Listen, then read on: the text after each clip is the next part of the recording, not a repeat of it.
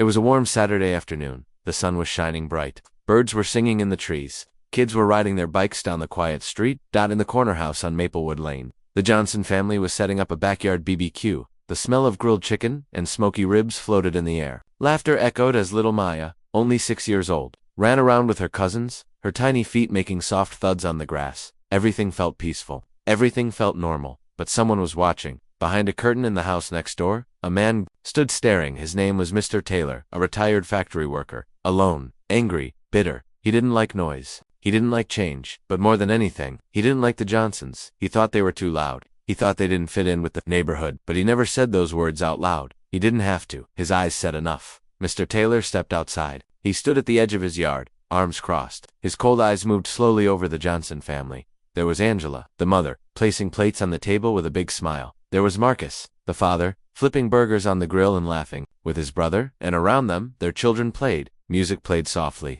and joy filled the air. Mr. Taylor didn't like it, not because it was loud, but because it was happy, because it came from them. He mumbled to himself, "This isn't their kind of neighborhood." He walked back inside and picked up his phone. His fingers shook slightly as he dialed. 911. "What's your emergency?"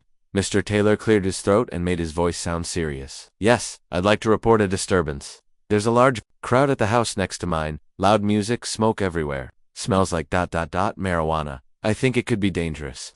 It was all lies, but he said it with confidence. The operator took the report and said an officer would be dispatched back. In the backyard, Marcus smiled as he turned the ribs over. "Angela, smell this. I think I just made history." Angela laughed. As long as it's not burnt history. Their kids were playing tag. The food was almost ready. The mood was perfect. Then Marcus's cousin came over. "Hey man, there's a police car pulling up." Marcus turned toward the driveway. A patrol car had just stopped in front of their house. 2 officers stepped out, looking around. The music stopped. Conversations paused. The air changed. Angela's smile faded. "Why are they here?" Marcus gently placed the tongs on the table. "I don't know, but I'll handle it." He walked calmly to the officers. The guests watched silently. The kids stood still. One officer, a young white man, looked unsure. The other, a woman, was already holding a notepad. "Good afternoon, officers," Marcus said kindly. "Is everything okay?" The woman spoke first. "We received a call about loud noise, a possible fire, and suspicious activity." Marcus blinked. "Suspicious? This is a family BBQ. Do you mind if we take a look around?" she asked. Marcus kept his voice calm. "Sure, but you won't find anything dangerous here. Just ribs and potato salad." From behind the fence, Mr. Taylor watched with a smirk. He thought this would be the moment. He thought the family would be embarrassed. He thought they'd be told to stop. He wanted that. The officers walked into the backyard. The guests stood quietly. Some recorded on their phones. The woman officer looked around. She saw children, families, food. Nothing was wrong, but she still asked questions. "Who lives here? How many people are invited? Are you all related?" Angela stepped forward. "This is our home. We're the Johnsons. That's my husband, Marcus, our kids, my sister and brother. It's just family." The male officer looked at Marcus and then at the small badge number pinned to his chest. He paused. "You said your name is Marcus Johnson?" he asked. "Yes," the officer blinked. I think I've heard that name before." Suddenly his tone changed. He stepped back. He pulled his partner aside and whispered something.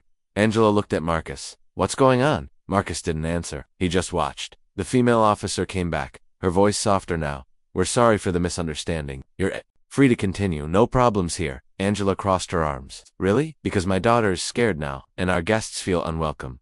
The officer looked uncomfortable.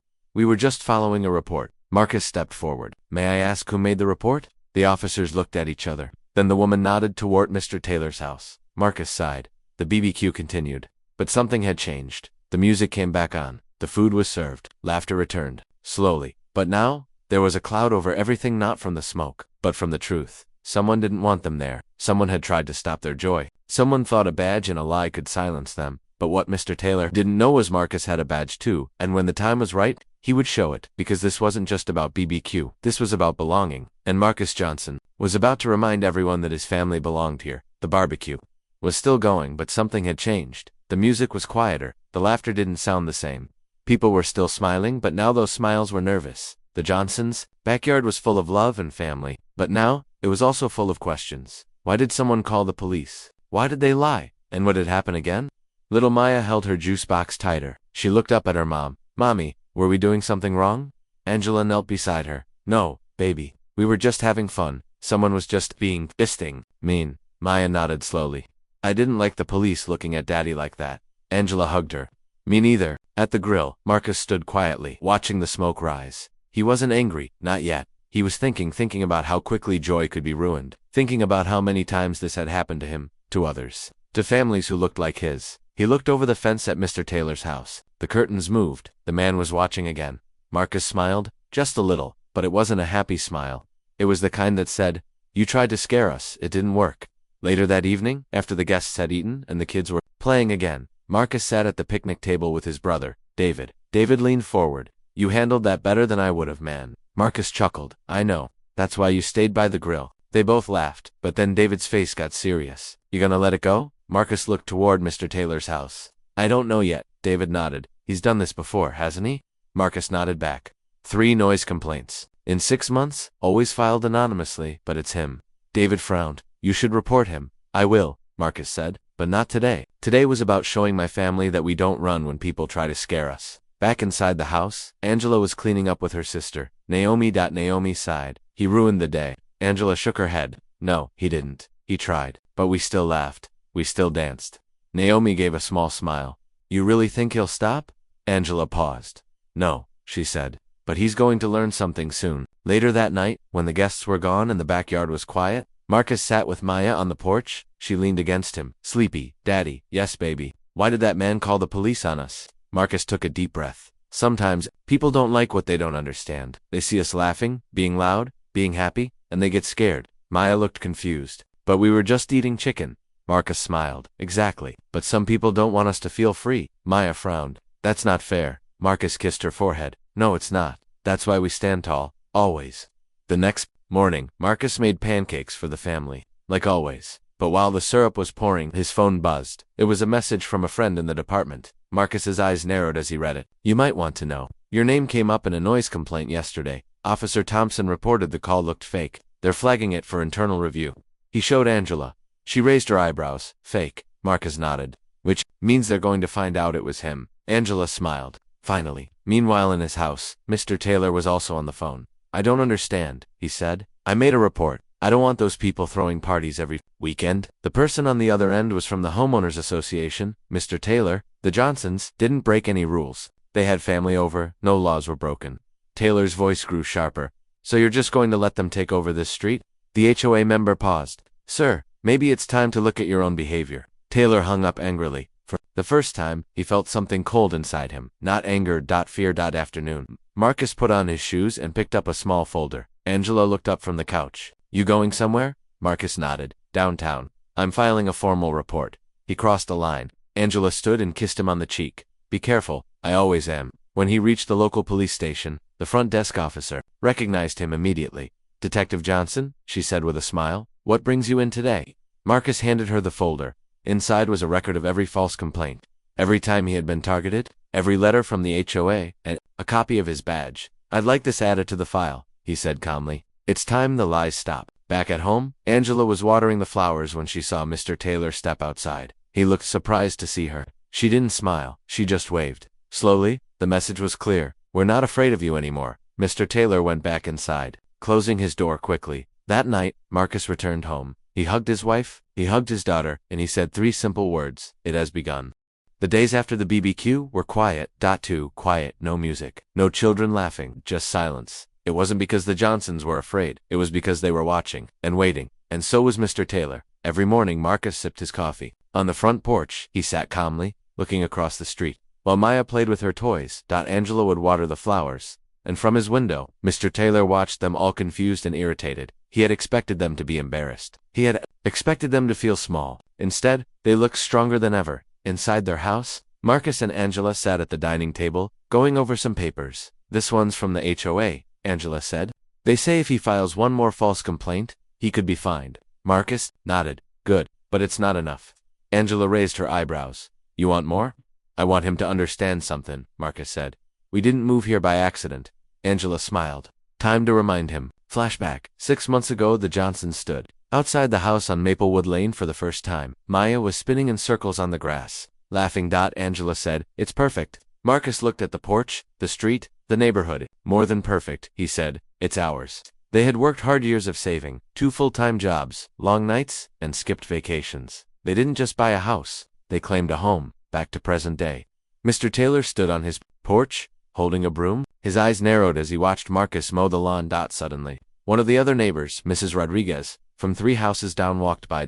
She waved at Marcus. "Morning, Mr. Johnson." He smiled. "Morning." Then she looked at Mr. Taylor. Her smile faded. She didn't wave. Mr. Taylor's face tightened. He could feel it. The street was changing. The people were watching. And they didn't believe him anymore. That evening, Marcus got a message from his police contact. "Your complaint was approved. Investigation opened. Want to go public?" Marcus stared at the phone for a long moment. He turned to Angela. "What do you think?" Angela said, "Sometimes the truth speaks louder when more people hear it." Marcus replied, "Then it's time." The next morning, a local reporter came by, a young black journalist named Jayla. She stood in the Johnsons' front yard with a camera crew. Marcus stood beside Angela, holding Maya's hand. Jayla asked, "Why speak out now?" Marcus looked into the camera and said calmly, "Because too many people stay silent when they're treated unfairly, and silence makes hate feel stronger. But this street is our street too. This neighborhood is our home too, and we won't be pushed out." The clip went viral overnight. Back in his living room, Mr. Taylor watched the report on his old TV. He watched Marcus speak. He watched Angela stand proudly. He saw Maya holding a sign that said, "Love lives here." He threw the remote across the room. 2 days later, a letter arrived at the Johnsons' house. Angela opened it slowly. It was handwritten. "I saw the story. I live across town. I've been through this too. Thank you for speaking up. You're not just helping your family, you're helping all of us." Marcus read the note, folded it gently, and said, "One voice becomes 2, 2 becomes 10. 10 becomes a movement." Angela smiled, "And it started in our backyard." But not everyone was happy. Mr. Taylor filed another complaint. This time he claimed the Johnsons were staring into his windows. It was a lie. The HOA called him directly. "Mr. Taylor," they said, "this has to stop." He shouted, "They're trying to turn everyone against me." The HOA responded, "No sir, you're doing that yourself." That evening, as the sun began to set, Marcus stood at the fence. Mr. Taylor stepped outside, holding his trash can. Their eyes met. For a long moment, no words were spoken. Then Marcus said calmly, "I see you, Mr. Taylor, and I know why you're angry, but we're not leaving. You can keep calling. You can keep lying, but every time you do, more people see the truth." Mr. Taylor's lips moved, but no words came out. He just turned away. Back in the house, Maya looked out the window. "Daddy," she said. "Why is he always so mad?" Marcus kneeled beside her. "Because some people don't understand how to share," he said. "They think only certain people belong in nice places." Maya asked, "But don't we belong too?" Marcus smiled. "Yes, baby, we belong here more than anyone." That weekend, the Johnsons hosted another BBQ, not a big one, just a few neighbors. Mrs. Rodriguez brought cookies. The couple from down the street brought lemonade. Music played again. Kids ran across the lawn again. And for the first time, other families of color walked over to. It wasn't just a barbecue, it was a statement. From behind the curtain. Mr. Taylor watched in silence. He saw smiles. He saw unity. He saw something stronger than hate. Community. And for the first time, he looked afraid because hate only works when good people stay quiet. And now, the good people were louder than ever. The Johnsons' second BBQ wasn't just a family gathering, it was a message. A message that said, "We're still here. We belong here, and we won't be quiet." Neighbors came. Laughter returned. The smell of food filled the street again. But not everyone was happy. From his window, Mr. Taylor watched with tight lips and cold eyes. That evening, he sat in the dark with a glass of water, staring at his TV but not really watching it. He felt something boiling inside. Not just anger, not just pride, but something deeper. Lost. He had spent years thinking this street belonged to him. He had never had to share it before. Now, it felt like his power was slipping away. The next morning, Marcus stepped onto his porch with a cup of coffee. He waved at Mrs. Rodriguez, who was jogging by. She waved back with a smile. "Nice BBQ yesterday." Marcus grinned. "You still owe me the lemonade recipe."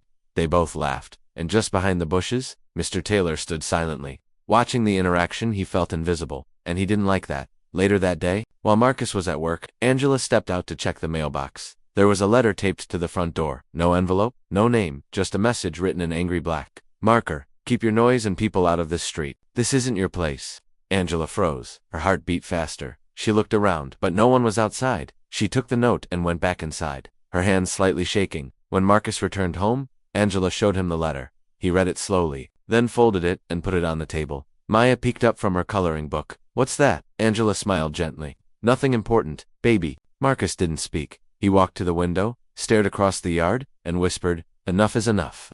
That evening, Marcus called David, his younger brother. "I'm thinking about confronting him," Marcus said. David replied, "Been waiting to hear that for weeks."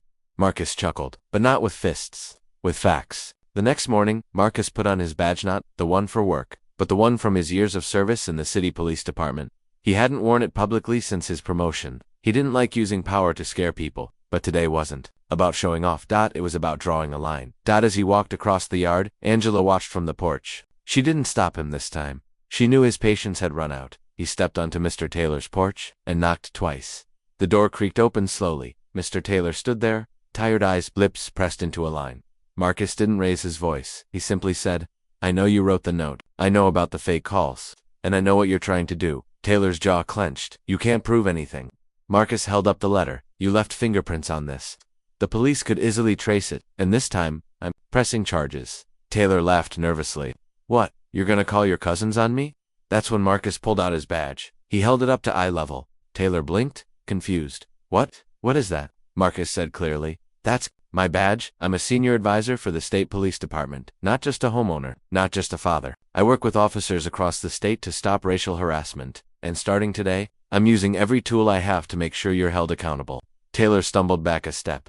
"You tricked me," he whispered. Marcus replied, calm, but firm. "No, you judged me. And you thought I wouldn't fight back. You thought being polite meant being weak. You were wrong." Just then, a few neighbors stepped outside. Watching from across the street, Mrs. Rodriguez stood on her porch, arms crossed. Another neighbor held up their phone, quietly recording. Taylor looked around and for the first time, he didn't see support. He saw the truth. He was alone. Marcus took one last look and turned to walk away. But before he left, he said, "We moved here to raise our daughter in peace. We don't want trouble, but if you bring it to our door again, you'll be the one who has to leave." And with that, Marcus walked back to his home, head high. Angela opened the door for him. Maya looked up. "Did you tell him, Daddy?" Marcus, it smiled.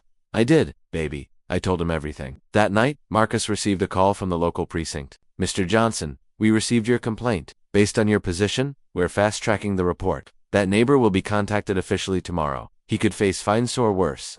Marcus thanked them and hung up. Angela placed a hand on his shoulder. "It's finally happening." Marcus looked at her and nodded. This isn't just about him anymore. It's about every family who's ever been told, "You don't belong here." In the darkness across the street, Mr. Taylor sat alone at his kitchen table. The lights were off. His phone buzzed. Messages, new posts, new videos of Marcus holding the badge. The neighborhood was talking, the internet was watching, and slowly, Mr. Taylor realized he had picked the wrong family. The next morning, Maplewood Lane looked normal. Birds chirped. The sun rose over the rooftops. Cars rolled out of driveways. But inside one house, Mr. Taylor's house, there was tension in the air. He hadn't slept. He hadn't eaten. He just kept checking his phone. The video of Marcus holding his badge had gone viral in the neighborhood Facebook group, and now, everyone knew. The man Taylor tried to scare was a high-ranking officer who trained police in racial sensitivity. Across the street, the Johnson house was peaceful. Marcus was making breakfast. Angela poured orange juice. Maya danced around the kitchen in her pajamas. Angela looked at her husband. "So, any updates from the station?" Marcus smiled. "They said the report's been processed. Mr. Taylor will be officially notified today." Angela exhaled. Finally, Marcus took a bite of toast and said calmly, "I never wanted to show him my badge, but sometimes, you need to remind people what strength really looks like." Meanwhile, the doorbell rang at Mr. Taylor's home. He opened it slowly. 2 police officers stood there, calm, professional. "Good morning, Mr. Taylor," one officer said. "We're here to speak with you about a series of false reports and a handwritten threat left at your neighbor's door." Taylor blinked. I didn't." One officer held up a copy of the letter. "We have surveillance footage and fingerprints. You're being investigated for harassment and filing false complaints." Taylor's face turned pale. "But he tricked me. He didn't tell me who he was." The officer raised an eyebrow. "You didn't have to." "That's not how the law works." Back at the Johnsons' house, Marcus stepped out onto the porch with his coffee. He saw the officers outside. Mr. Taylor's home. He didn't smile. He just stood silently, not with anger, not with pride, but with quiet dignity. Maya peeked through the window. "Daddy, are they talking to the mean man?" Marcus nodded. "Yes, sweetie. Is he in trouble?" Marcus paused, then said gently, "He's learning a lesson." Later that day, Marcus got a call from the Homeowners Association. "Mr. Johnson, we want to thank you for your patience and how respectfully you handled everything." Marcus replied, "I wasn't looking for praise. I just want to live in peace." The HOA rep continued, "We've voted to fine Mr. Taylor for harassment and racial intimidation, and ... he's been warned. Any more trouble, and he could be removed from the community." Marcus hung up the phone quietly, then turned to Angela and said, "One more step forward." That evening, the doorbell rang. Marcus opened the door to find Mr. Taylor standing there, holding a small envelope. He looked tired, ashamed, and smaller than usual. I just came to say sorry, Taylor said, looking at the ground. I didn't know who you were. Marcus didn't take the envelope. He simply asked, would you have treated me differently if I weren't a cop? Taylor didn't answer. Because the silence was the answer. Angela came to the door. Maya peeked from behind her. Marcus said calmly, we didn't move here to fight. We moved here to grow. We tried to be kind. You tried to push us away. But now you know something you didn't. Before, we don't back down. Taylor stuttered. I just wanted my peace and quiet, ... Angela spoke firmly. So did we. But peace doesn't come from pushing people out. It comes from letting people in. Taylor placed the envelope on the porch and walked away without another word. Inside the envelope was a short note. I'm sorry. I lost my way. That night, Marcus and Angela sat on the porch, watching the stars. Angela whispered, you think he really means it? Marcus replied, maybe, maybe not. But I didn't do it for him. I did it for Maya. Angela looked at him. For Maya. Marcus nodded. One day she'll grow up. She'll face her own battles.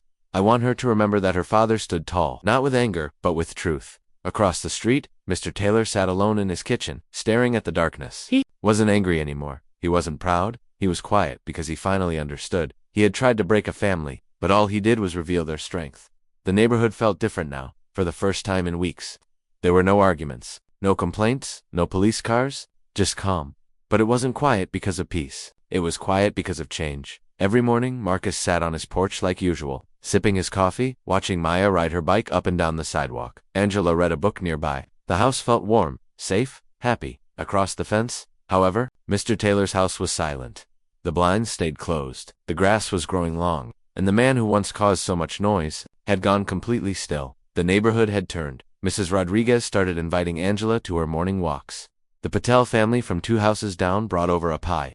People who had once kept their distance now stopped to wave and smile. Marcus noticed he didn't say much. He didn't need to. Respect had arrived. And it wasn't forced, it was earned. One afternoon, Maya ran into the house holding something. Mommy, Daddy, look. Angela smiled. What is it, baby? It's a card. It was in our mailbox. Marcus opened the small envelope. Inside was a simple note, handwritten. Your strength taught me something.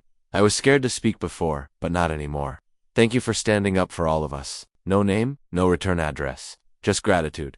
Angela looked at Marcus. You see? People are watching. Marcus nodded. We didn't just protect our family, we gave others permission to speak. But not everyone was ready to speak. Mr. Taylor hadn't been seen in days. One morning, Angela peeked through the kitchen window and saw the mail piling up at his front door. Should we check on him? She asked Marcus. He took a breath. I don't know if he wants anyone to. That evening, a moving truck showed up. Maya was the first to see it. Daddy, look. A big truck is at Mr. Taylor's house. Marcus and Angela stepped outside. The truck parked in front of the house. 2 workers got out and started carrying boxes. No one saw Mr. Taylor come out until the very end. He stepped onto the porch slowly, watching the street with tired eyes. His shoulders looked heavy. His clothes were wrinkled, but in his hand, he held something. A small white envelope. He walked across the street slowly. Carefully, Ann stopped at the Johnsons' mailbox. He slipped the envelope and Emson looked toward the porch. Marcus stood there. Still, they locked eyes. Taylor didn't say anything. Neither did Marcus. After a moment, the older man gave a small nod, barely visible, then turned and walked away. Angela opened the envelope. Inside was a folded letter to the Johnson family. I'm leaving the neighborhood, not because I lost, but because I need to learn. Your strength broke something in me, Aunt. Maybe that's what I needed. This street is better with you on it. I just couldn't see it before. I hope one day, you can forgive the man I was. It was signed Frank Taylor. Angela read it twice, then handed it to Marcus. He folded it gently and placed it on the table. As the moving truck drove away, Maya asked, is the mean man going forever? Marcus looked down at her and said softly, he's not a mean man, baby. He was just lost. Sometimes, people stay lost for a long time, until someone shows them a different path. Maya nodded slowly. Did we show him? Marcus smiled. Think we did? The next weekend, the Johnsons held a small BBQ. Just family. Just peace, no complaints. No glares. No sirens. Just food, laughter, and love. That night, Marcus sat on the porch alone, watching the stars. Angela stepped outside and handed him a cup of tea. You okay? He nodded. Double quotes. Yeah, I just keep thinking. We never shouted. We never fought. We just stood still, and that made all the noise we needed. Angela sat beside him. Sometimes silence is more powerful than shouting. Marcus smiled. And now, even the fence feels quieter. Because the war was never about volume. It was about belonging. And now, no one doubted they belonged. Not even the man who once tried to erase them. Mr. Taylor had left. His house was empty. His blinds were open for the first time in years. No footsteps on the porch. No cold eyes behind the curtains. Just silence. But even after he was gone, his presence remained, not in fear, but in memory. Angela stood at the window one morning, holding a cup of tea.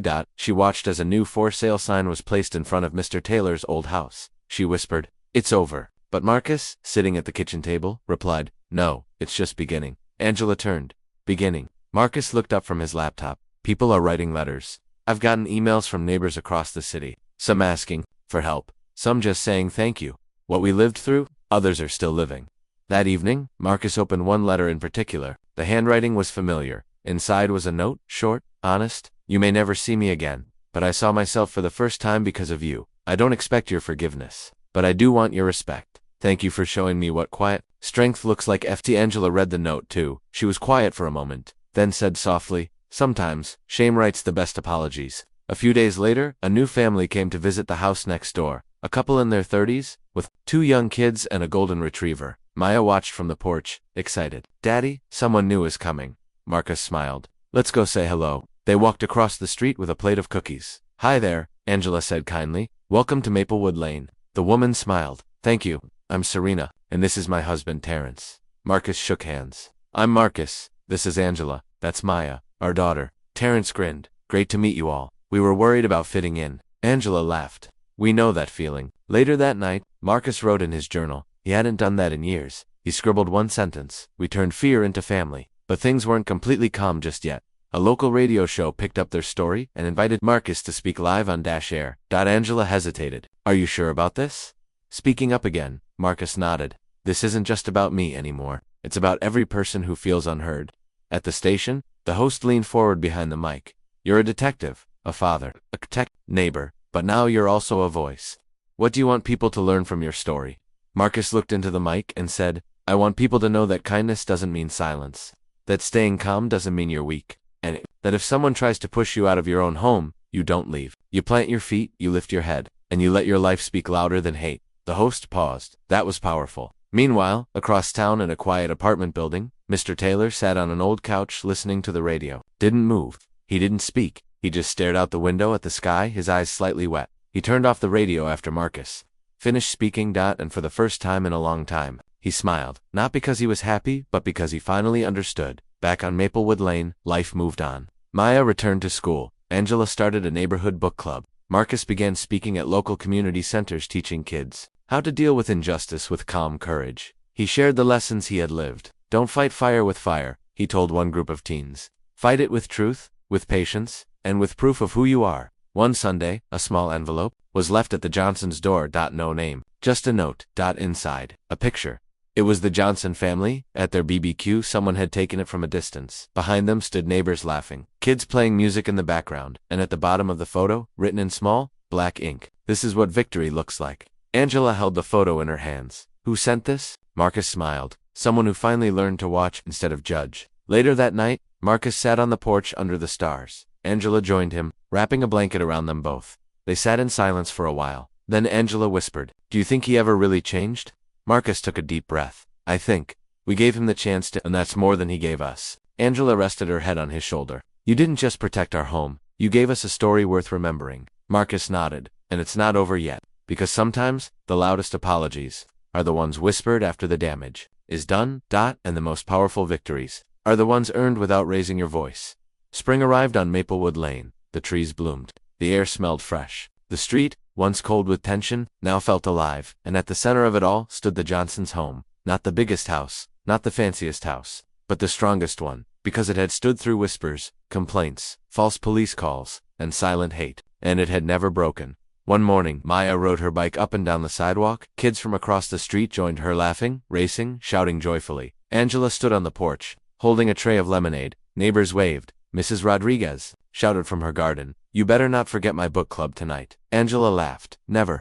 The Johnsons were no longer just the new family. They were the heart of the street. Inside the house, Marcus was writing. Not a report, not a complaint, but a speech. He had been invited to speak at a citywide community conference called Voices of Change. He would stand in front of hundreds of parents, police officers, teachers, people who needed to hear his story. He looked out the window at his daughter and wrote the title, "This Street is Ours." That night, as he practiced his speech in front of Angela, she smiled. Your voice used to be so quiet, she said. Marcus smiled back, because I didn't think people would listen. Angela touched his hand. Now the whole city is listening. Conference day. Marcus stood backstage, wearing a dark blue shirt and a calm expression. His heart beat fast but steady. The host called his name. Please welcome Detective Marcus Johnson, community leader and father. Applause filled the hall. Marcus walked to the podium, took a breath, and began.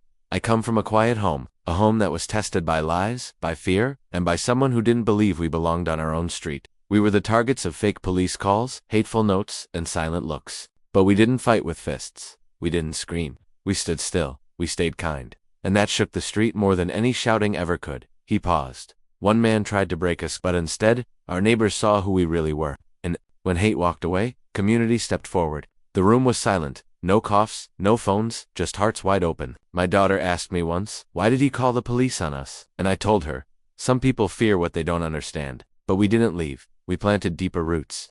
Because this street doesn't belong to hate. It belongs to everyone, willing to love, protect, and stay through the storm. He looked at the crowd. Eyes were wet. Hands were on hearts. He finished. So to anyone watching, anyone wondering if you should stay quiet, let me tell you, don't. Be calm, but don't. Be silent, because in the end, this street is ours, and no one gets to take that away. The applause lasted minutes. People stood. Some clapped, some cried, and Marcus simply nodded once, quietly, like always. That evening, when he returned home, Maya ran to the door. Did you win, Daddy? Marcus knelt down and said, Baby, we already won. A few days later, a letter arrived from Mr. Taylor, this time, signed with his full name. Inside was a short message. I moved in with my sister. I'm attending therapy. I started volunteering. I don't expect friendship, but I do want you to know, you were right. That street was never mine alone. It belonged to anyone who treated it like home. Angela folded the letter carefully, but Marcus placed it in a drawer, not out of anger, not out of pride, but out of closure, the final page of a long, painful chapter. 1 month later, a new family moved into Mr. Taylor's old house. This time, a young couple, black, like the Johnsons. When their moving truck arrived, Marcus walked over, smiling. Need a hand? The young man grinned. Only if you've got one strong arm and good advice. Angela joined him with lemonade. Maya handed a welcome card she had drawn herself, and in that moment, the circle completed, because this wasn't just a street, it was now a safe place, a healed place, a place that once whispered fear but now shouted unity as the sun set behind Maplewood Lane. Marcus stood on the porch with Angela and Maya. They watched kids playing, they watched peace stretched on the sidewalks like warm light, and Marcus whispered, mostly to himself, we didn't just survive here. We changed it. Angela took his hand. Maya looked up and said, Daddy, yes, baby. She smiled. Can we have another BBQ? Marcus laughed. Yes, we can.